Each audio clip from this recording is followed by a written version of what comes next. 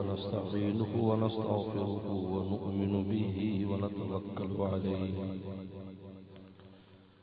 ونعوذ بالله من شرور أنفسنا ومن سيئات أعمالنا من يهده الله فلا مضل له ومن يضلل فلا هادي له ونشهد أن لا إله إلا الله وحده لا شريك له ونشهد أن سيدنا وسندنا وحبيبنا وشفيعنا ومولانا محمدا عبده ورسوله صلى الله تعالى عليه وعلى آله وأصحابه وبارك وسلم. أما بعد فأعوذ بالله من الشيطان الرجيم. بسم الله الرحمن الرحيم. والذين آمنوا أشد حبا لله. وقال تعالى وما خلقت الجن والإنس إلا ليعبدون. قال النبي صلى الله عليه وسلم اللهم إني أسألك حبك وحب من يحبك. وقال النبي صلى الله عليه وسلم اللهم اقسم لنا من خشيتك ما تحول بيننا وبين معاصيك، أو كما قال عليه الصلاة والسلام. صدق الله وصدق رسوله النبي الكريم.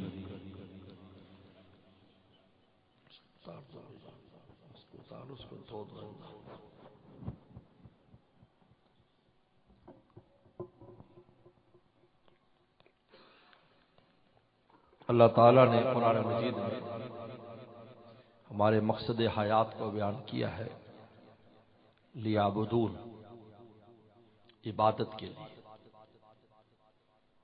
اور عبادت کا ترجمہ حضرت عبداللہ بن عباس فرماتے ہیں معرفت کے لیے، اپنی پہچان کے لیے میں نے دنیا میں بھیجا ہے، کیونکہ دنیا وہ جگہ ہے جہاں اللہ کی معرفت حاصل ہو سکتی ہے. عالم ارواح میں نہیں، عالم ارواح میں تو براہ راست معاملہ تھا، وہاں معرفت تو تھی لیکن محدود تھی. جس طرح چھوٹا بچہ ہوتا ہے اس کی سمجھ محدود ہوتی ہے، وہ اپنی سمجھ سے آگے نہیں بڑھ سکتا. آپ لاکھ کوشش کریں، لاکھ قاعدے بیان کریں، لاکھ مثالیں دیں، وہ بچہ 5 سال کا بچہ، 3 سال کا بچہ اپنی سمجھ سے آگے نہیں بڑھ سکتا. روح بھی جب تک عالم ارواح میں ہے معرفت کی خاص حد سے آگے نہیں بڑھ سکتی، اس لیے کہ وہ معرفت کی جولان گاہ نہیں ہے، وہ ایک خاص حد تک ہے. اس اللہ فرمایا الستو بربکم، میں تمہارا رب نہیں؟ قالوا بلا، آپ ہمارے رب ہیں. ایک شان تربیت کا بیان ہوا ہے صرف رب کا، اور اللہ کی بے شمار شانیں، اس کا ظہور اس عالم میں ہوتا ہے، وہاں نہیں ہو سکتا. اب بتائیے، اللہ تعالیٰ ودود ہے، اللہ غفور ہے، اللہ رحیم ہے، رحمان ہے، بے شمار شانیں، رزاق ہے، خالق ہے، مالک ہے، وہاں ہوگا اس کا؟ بتاؤ کیسے سمجھے گی وہ غفور ہے؟ نالاحقی کرے گی، روئے گی، تو جب بخشیں گے تو غفور کہلائیں گے نا. جب رزق روٹی کی ضرورت پڑے گی اور رزق عطا کریں گے تو کہیں گے اللہ تو رزاق ہے، روح کو تو روٹی کی ضرورت نہیں ہے. اس کے ساتھ تو حاجات لگی نہیں، اس کے ساتھ تو بیوی بچے نہیں، اس کے ساتھ تو قوم قبیلہ نہیں، اس کے ساتھ تو ضروریات نہیں. اس نے فرمایا الست بربکم، کیونکہ تربیت اور پالنا جس طرح جسم کو پالتے ہیں، روح کو پالتے ہیں، اتنی سمجھ تھی. ہاں اللہ ہمارے رب ہے. لیکن یہ دنیا اللہ نے اپنی معرفت کی جولانگاہ بنائی ہے۔ اوہ، یہاں جب انسان اللہ کی پہچان میں آگے بڑھتا ہے تو مقرر فرشتوں سے بھی آگے نکل جاتا ہے۔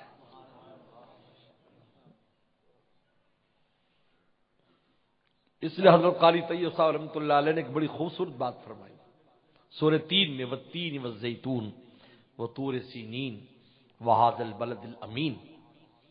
فرمایا یہ تو 3 قسمیں کھائی ہیں اللہ تعالیٰ نے انسان کے لیے، لقد خلقنا الانسان فی احسن تقویم، کہ ہم نے انسان کو جیسا بنایا ہے، کوئی مخلوق ایسی نہیں بنائی، اور قسمیں بھی کھائیں، 3 قسمیں کھائیں۔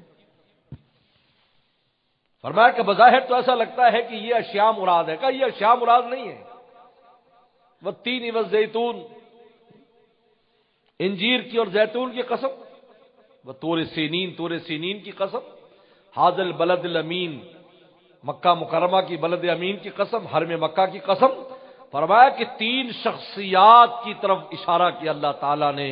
عیسیٰ علیہ السلام پر اشارہ کیا جو شام کے رہنے والے تھے، جہاں پر انجیر اور زیتون ہوتے ہیں۔ موسیٰ علیہ السلام کی طرف اشارہ کیا جو کوہ طور پر جن کو پیغمبری دی گئی اور اللہ سے ملاقات ہوتی تھی، اور بلد امین سے نبی کریم صلی اللہ علیہ وسلم پر اشارہ کیا گیا، اور اللہ نے بتایا ان کو دیکھو، ہم نے ان کو بھی بشر بنایا ہے، تم میں سے بھی بنایا ہے، لیکن ان کی پرواز دیکھو وہاں پہنچے جا نوری بھی نہیں پہنچ سکے۔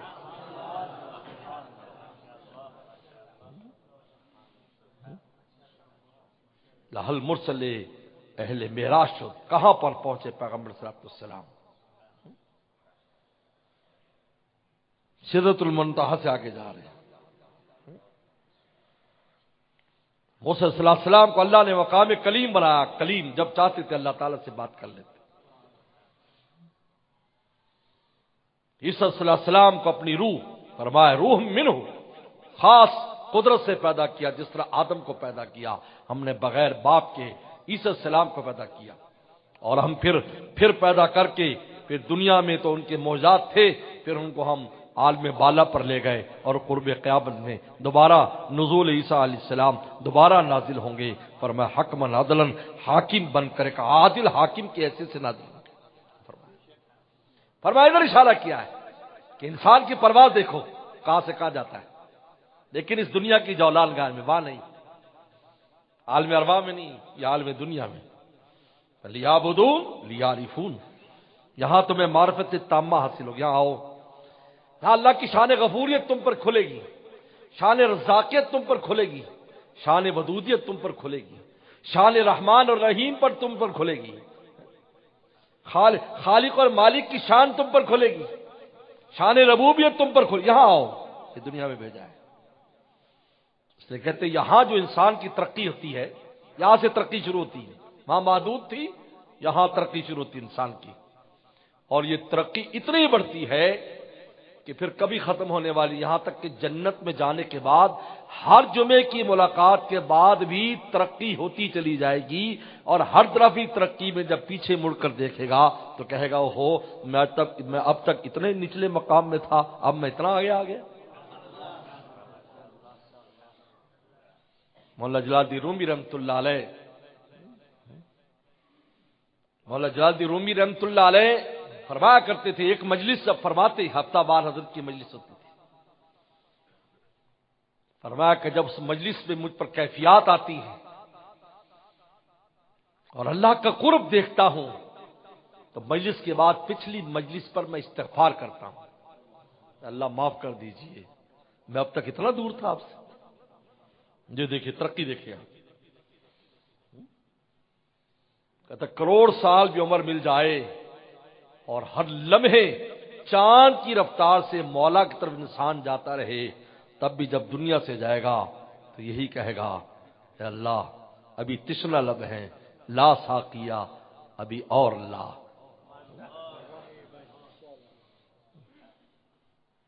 جنت میں جانے کے بعد صبح شام زیارت کرنے والے بھی ہر زیارت میں ان کی ترقی ہوگی، کہ ہو اتنے پیچھے تھے، پھر اگلے جمعے میں ہو غیر محدود۔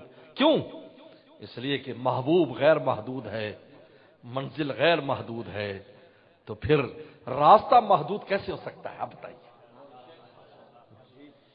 منزل غیر محدود ہے، جہاں آپ نے پہنچنا ہے اس کی تو حد ہی نہیں ہے۔ اس لیے میرے مرشد کا جملہ بڑا قیمتی جملہ ہے، فرمایا کہ اللہ کے راستے کا ہر قدم منزل ہے۔ یا کو کسی بات کی توفیق ہو گئی، کوئی کیفیت آ گئی، کوئی نیکی ہو گئی، فرمایا سمجھو ایک بہت بڑا مقام پا لیا، لیکن ہر منزل راستہ ہے، ابھی اور جانا ہے، بس نہیں کرنا۔ آپ نے روایت نہیں سنی پیغمبر صلی اللہ علیہ وسلم کی؟ صحابی جہاد میں ساتھ تھے تو نے دیکھا چشمہ ہے، پہاڑ ہے، غار ہے، پھلدار درخت ہے۔ اللہ کے نبی صاحب مجھے اجازت دیجیے، میں یہاں رہ کر بس اللہ کی عبادت میں لگا رہوں گا، پھل کھاؤں گا، چشمے کا پانی پیوں گا، غار میں سوؤں گا۔ فرمایا کہ نہیں، یہ نہیں، یہ تو محدود ہو جائے گا۔ اس امت کو تو اللہ نے غیر محدود پرواز دی، وہاں میرے ساتھ چل، اللہ کے راستے میں جو ایک ایک قدم تو چلے گا، سینکڑوں سال کا راستہ طے ہو جائے گا تیرا، میرے ساتھ چل۔ یہ نہیں، یہاں نہیں رہنا، چل میرے ساتھ، میرے ساتھ چل، اللہ کے راستے میں چل، یہاں نہیں رکنا، منع فرما دیا۔ حالانکہ بہت اچھا مطالبہ تھا، اس لیے انسان تھوڑی نیکی کرے اور کہا کہ بس میں کافی ہو گیا، یہ اللہ کے راستے میں یہ جذبہ نہیں چلتا ہے، یاد رکھو، سن لو، دنیا میں چلتا ہے بس اللہ کا شکر ہے جو ہو گیا ٹھیک ہے جی، لیکن یہ کہیں جی بس ٹھیک ہے، 5 ٹائم نماز پڑھ لیتے ہیں جی، بس ٹھیک ہے، کچھ تلاوت کر لیتے کافی ہے، کیا مطلب؟ آپ نے تو راستہ محدود کر دیا۔ یہ آپ نے اشعار نہیں سنے؟ بے کلی کا کیا مطلب؟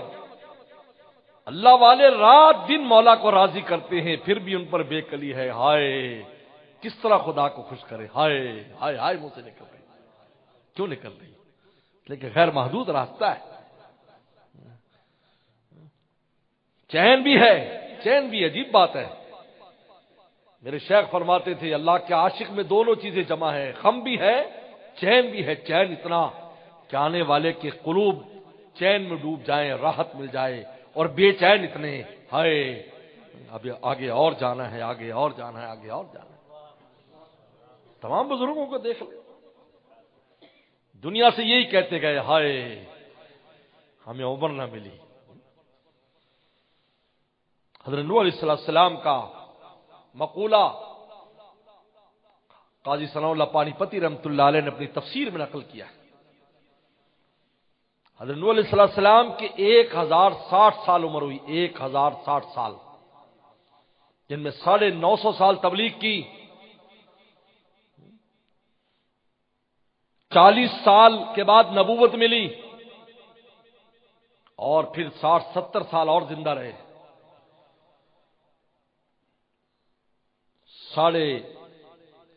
1060 سال عمر پائی، کتنی لمبی عمر ہے۔ جب اسرائیل صلی اللہ علیہ وسلم آئے، انبیاء اسلام کی خصوصیت ہے، اسرائیل پوچھتے ہیں، اللہ یاد فرما رہے ہیں اگر آپ چاہیں تو ہم لے جائیں گے، ورنہ جب چاہیں۔ انبیاء اسلام کی خصوصیت ہے، اور کسی سے نہیں پوچھیں کہ کوئی کتنا بڑا آدمی کیوں، لٹھ مارے گا کان پر اور اٹھا کے لے جائے گا۔ دیکھا کہ ایک بادشاہ تھا تو اس کے فرشتہ دیکھ لیا، فوراً عجیب بات ہے، اسرائیل صلی اللہ علیہ وسلم کے پاس عجیب گر ہے، پہچان فوراً کروا لیتے میں آ گیا ہوں، چاہے کافر ہی کیوں نہ، وہ بھی پہچان جاتا ہے بھئی آ گیا، کافر کو بھی پتہ چل جاتا ہے کہ بھئی اسرائیل آ گیا، لیکن اس وقت ایمان لانا معتبر نہیں، پتہ سب کو پڑ رہا ہے، عجیب معرفت اس کو حاصل ہے، فوراً پتہ بتا دیتا کہ آ گئے، کیا کسی شکل میں آئے۔ بعد میں اسرائیل آ گیا، دربان بیٹھا تھا، او اسرائیل گھر جانے دے، گھر، خبر اپنی جگہ سے ہلا دی تھی۔ وہیں سے اسرائیل السلام کو حکم تھا ایک صوفی، ایک اللہ والے، ایک نیک آدمی کی جان لینے کا بھی، تو اس کے پار پہنچے، پہچان گئے، ان کا دیکھ تھوڑا سا تیرا وقت باقی ہے، جلدی اپنے گھر پہنچ جا، گھر والوں سے مل لے، کیونکہ میں نے تجھے لے کے جانا ہے۔ وہاں فرق لکھا تھا کہ اللہ کے پیاروں کے ساتھ اللہ کے فرشتے ہمدردی اور محبت کرتے ہیں. اسے اللہ فرمایا کرامن کاتبین، کہ ہم نے تمہاری رپورٹ لکھنے والے جو فرشتے مقرر کیے ہیں ان میں بھی شان کرم رکھی ہے. بند کر دو بھائی موبائل بند کرو. پیر بند کر کے تو بند کر کے نہیں آتے عجیب لوگ. کرامن کاتبین کہا قرآن نے. کہا کرامن کاتبین کا مطلب کیا ہے؟ کہ رپورٹ تیار کرتے ہیں لیکن ان میں شان کرم ہے. ایمان والوں کے ساتھ محبت کی کام کرتے ہیں. بتائیے ایمان والا کتنا قیمتی اللہ تعالیٰ، کیا بتائیے، اندازہ کیجیے. تو حضرت نوح علیہ السلام سے کہا کہ میں آ گیا ہوں. انہوں نے کہا ہے وقت ہو گیا میرا؟ کہ جی ہو گیا. صاحب کی مرضی، لیکن کسی پیغمبر نے انکار نہیں کیا. اپنے وقت پر گئے سب. موسیٰ صلی اللہ علیہ وسلم نے تھپڑ مارا تھا، بخاری شریف میں آتا ہے. حضرت اسرائیل کو تھپڑ مارا تھا، آنکھ نکال دی تھی. کیونکہ فرشتہ جب انسانی شکل میں آتا ہے تو اس وقت اس کے اندر انسانی خصوصیات ہو جاتی ہیں، یاد رکھو، ورنہ اصلی شکل میں ہو تو بہت طاقت ہے. علامہ ابن حجر اسقلانی نے اس پر بحث کی ہے.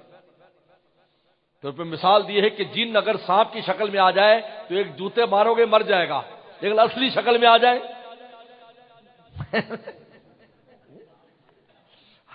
ہمیں ہمارے استاد مفتی ولی حسن ٹونکی رحمۃ اللہ نے قصہ سنایا. حضرت بنوری رحمۃ اللہ علیہ. حضرت بنوری رحمۃ اللہ جب دارالعلوم دیوبند میں داخل ہوئے، پہلے حضرت کچھ دیوبند میں رہے، پھر بعد میں دھابیل چلے گئے تھے. سید انور شاہ صاحب کشمیری رحمۃ اللہ علیہ، پھر وہیں پڑھا حضرت نے دھابیل میں، پھر وہیں پڑھاتے بھی رہے. حضرت سید انور شاہ کشمیر رحمۃ اللہ علیہ میں دھابیل میں بخاری کے بعد سید بدر عالم میٹھی رحمۃ اللہ علیہ پڑھاتے تھے. اس کے بعد جب وہ بہاول نگر میں آ گئے 1944 میں، تو پھر حضرت بنوری رحمۃ اللہ علیہ وہاں پڑھاتے تھے. پھر بنوری رحمۃ اللہ 1948 میں پھر پاکستان آ گئے، 1955 میں بنوری ٹاؤن بنایا. اس کا بھی عجیب قصہ ہے، کیونکہ حضرت پہلے ٹنڈوالا یار میں تھے جہاں بڑے بڑے مشائخ تھے، بعد میں فارغ ہو گئے، کراچی چلے گئے. مدینہ جا کر مدینہ شریف حرمین سے خاص تعلق تھا حضرت کا. اللہ نے عجیب خاص ان کو رابطہ دیا تھا، وہاں استخارہ کیا تھا مدینہ شریف میں. وہاں استخارہ کیا. پیغمبر صلی اللہ علیہ وسلم خواب میں کہا میں کیا کروں؟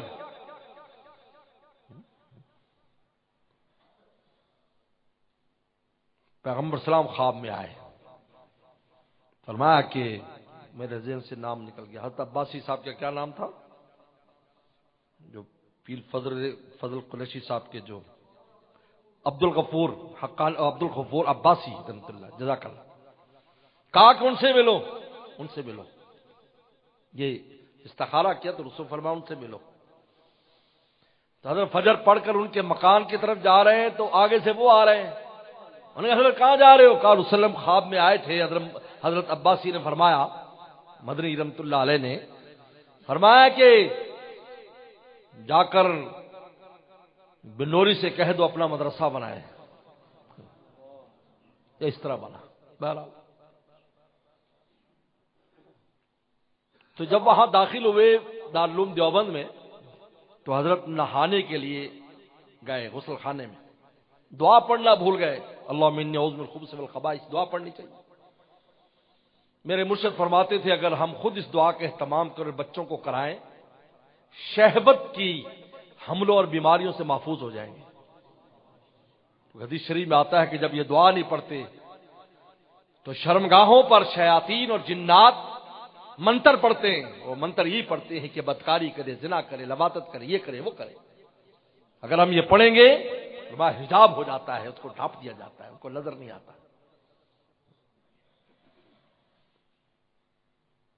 تو حضرت جب نہانے، حضرت فرماتے جو نہانا شروع کیا تو دیکھا کہ چھت کے اوپر ایک سر لٹک رہا ہے، سر، اور ایسے کر کے دیکھ رہا، اور آدھا کٹا اور سر کٹا. سر کٹا تو تم نے سنا ہی ہوگا، بچپن میں کہانیاں پڑھی ہوں.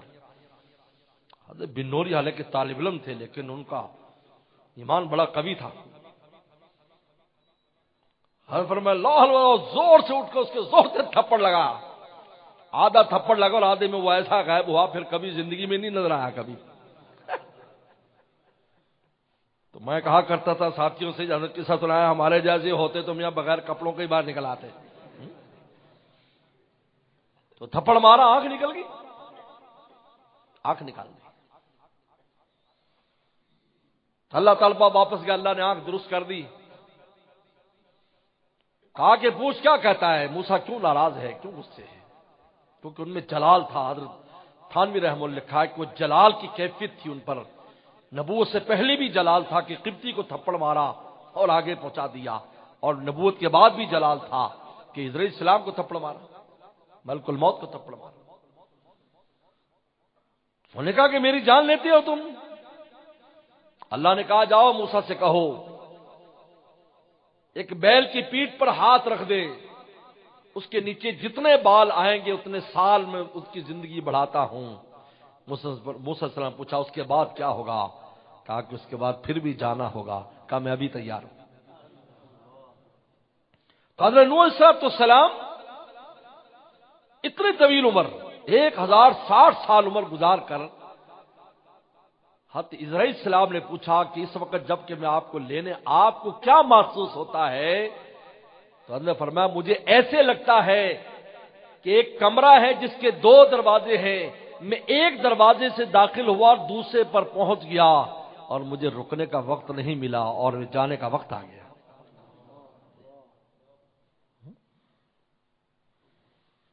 اللہ نے اس دنیا کو اپنی معرفت اور اپنے قرب کی جولانگاہ بنایا ہے۔ یہ ہے وہ میدان جہاں کہیں سے کہیں جا سکتا ہے۔ ہم ہزار گناہگار ہوں، ہزار نالائق ہوں، ان کی عنایت چاہیے۔ اس لیے مولانا جلال الدین فرماتے ہیں بوئے گل ازہار پیدا می کنن، اے اللہ تیری ذات تو وہ ہے جو کانٹے میں سے خوشبو گل کی خوشبو، پھول کی خوشبو پیدا کر دیتی، تیری ذات تو وہ ہے۔ بوئے گل ازہار پیدا می کند، اے اللہ تو اس سے، کیونکہ ہمارے حضرت فرماتے تھے، قصہ بیان کرتے تھے کہ ایک کانٹا تھا وہ رو رہا تھا، اللہ تعالی سے فریاد کر رہے تھے اللہ آپ تو سب مخلوق کے عیب کو چھپاتے ہیں، مجھے آپ نے سراپا عیب بنا دیا۔ ہر آنے والا کہتا ہے کانٹے دار درخت ہے، فوراً اپنے کپڑے سنبھال لیتا ہے اور دوری سے میرا تذکرہ کرتا جاتا ہے اور مجھ سے بچ کے نکلتا ہے کہ وہ ایک کانٹے دار درخت، وہ ایک کانٹا آ گیا، وہ ایک کانٹا آ گیا۔ آپ نے مجھے سراپا عیب بنا دیا، آپ تو مخلوق کے عیب چھپانے والے ہیں، آپ تو ستار ہیں، ہم عبد الستار ہیں، آپ کیا کر رہے ہیں؟ اللہ تعالیٰ نے اسی کانٹے میں خوبصورت پھول پیدا کر دیا، لوگ اس پھول کو سونگھنے آتے تھے، اس کا کانٹا اس پھول کے دامن میں منہ چھپائے بیٹھا تھا۔ مولانا رومی نے نصیحت کی ہے لوگوں اگر تم کانٹے بن کے رہتے ہو، اللہ کے بارگاہ مقرب پھولوں کے دامن میں چھپ کے رہو تو اول تو تم پھول ہی بن جاؤ گے، ورنہ اللہ اپنے گلشن سے تمہیں نہیں نکالیں گے کیونکہ تم پھولوں کے دامن میں ہو۔ بوئے گل ازہار پیدا می کنی، اے اللہ تو پھول کی خوشبو پیدا کر دیتا ہے، کس میں سے؟ خار میں سے، کانٹے میں سے۔ نور را از نار می کنی، اللہ آپ کی ذات وہ ہے آگ کے اندر سے نور پیدا کر دیتا ہے۔ ابراہیم السلام کی آگ تھی، نور بن گئی، ٹھنڈی ہو گئی، نور ٹھنڈا ہوتا ہے، آگ کو نار کو نور بنا دیا۔ نور را از نار می کنی، اللہ کی ذات کے لیے کیا مشکل ہے، لیکن چلنا پڑتا ہے، بڑھنا پڑتا ہے، وادیوں کو طے کرنا پڑتا ہے، گرتے پڑتے انسان چلے لیکن مولا کی طرف چلے، یہ دل مولا کو دے، ہاتھ پاؤں سے بھی چلے اور دل سے بھی مولا کی طرف چلے اور ان کے ساتھ چلے جو چل رہے ہیں۔ اکیلے نہ چل سکو گے محبت کی راہ میں چل رہا ہوں آپ میرے ساتھ آئیے۔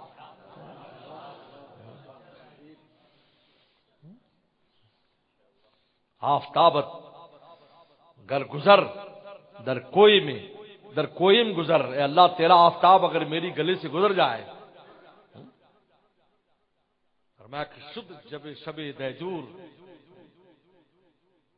فخر سحر، تو میری وہ شب وہ رات جو اندھیری ہے، گناہوں کی وجہ سے میں تباہ و برباد ہوں، میرا دل اندھیرا ہوا ہے، لیکن آپ کا آفتاب اگر گزر جائے گا تو میں ایسا روشن ہو جاؤں گا کہ صبح کا سفیدہ بھی فخر کرے گا، رش کرے گا کہ یار اس کے دل کا نور کیسا ہے۔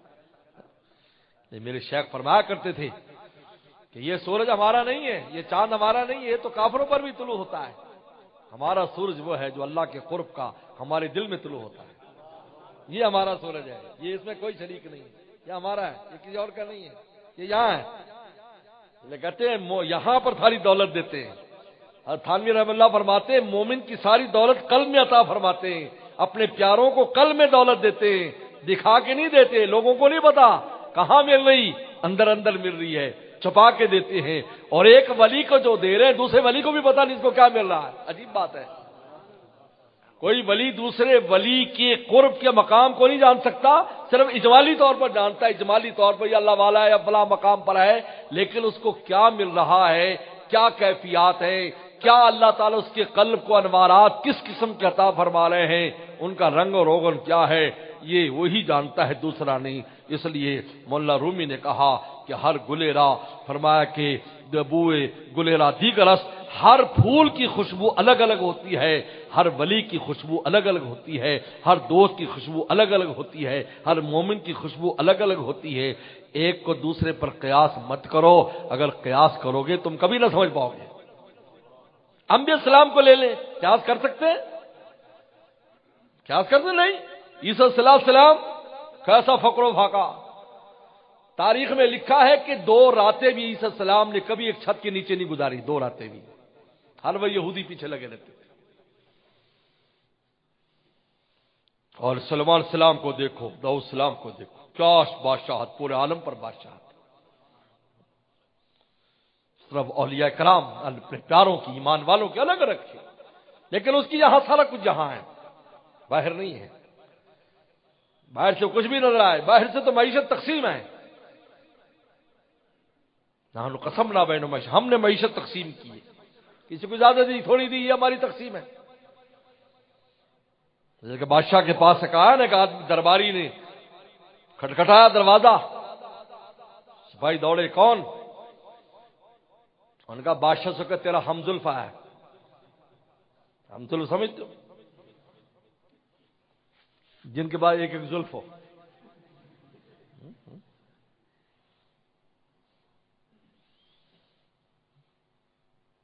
ساڑو بھی کہتے ہیں، سانڈو بھی کہتے ہیں۔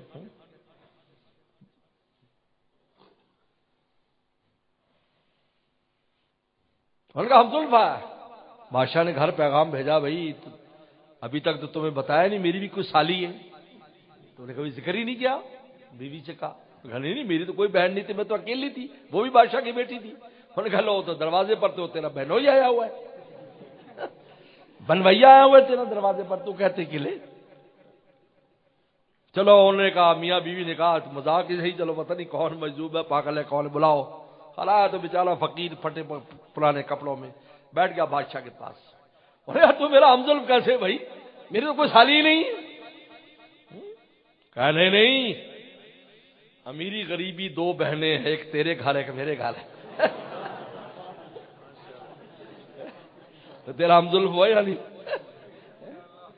اللہ فرماتے ہیں تو تقسیم ہے، لیکن یہ دولت مومن کی خاص دولت ہے جو یہاں دیتے ہیں۔ یہ سورج ہمارا نہیں ہے، ہمارا سورج وہ جو یہاں طلوع ہوتا ہے، اللہ کے قرب کا طلوع ہوتا ہے۔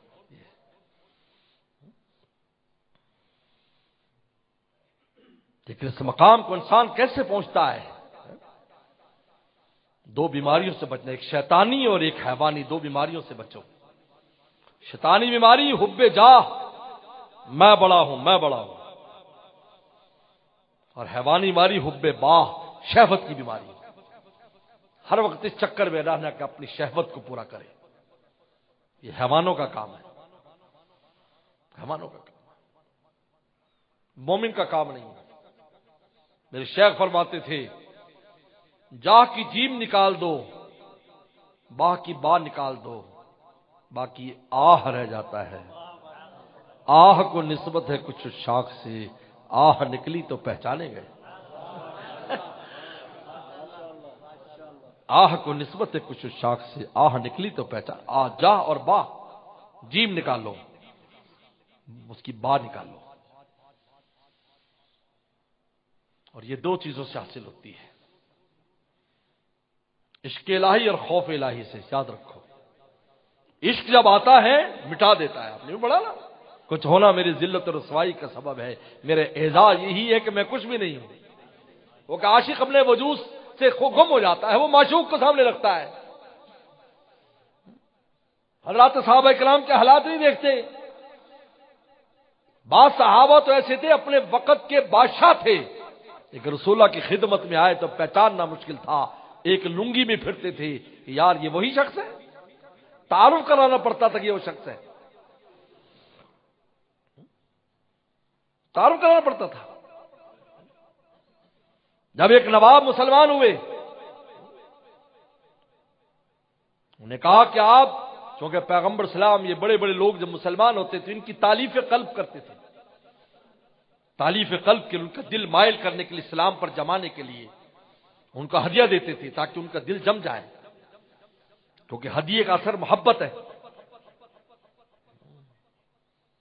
اور ویسے بھی انسان عبد الاحسان، جب انسان پر احسان کیا جائے تو وہ غلام بن جاتا ہے اور اس کو محبت ہو جاتی ہے۔ لیکن ایک قصہ ہمارے بزرگوں نے شرح بخاری میں لکھا ہے، ہمارے بزرگوں نے، ہارون رشید کے وزیر نے ہارون رشید سے کہا میں چاہتا ہوں میرا بیٹا آپ کا عاشق ہو جائے۔ انہوں نے کہا بہت اچھا ہے۔ میں چاہتا ہوں آپ سے محبت کریں۔ انہوں نے کہا بہت اچھا ہے۔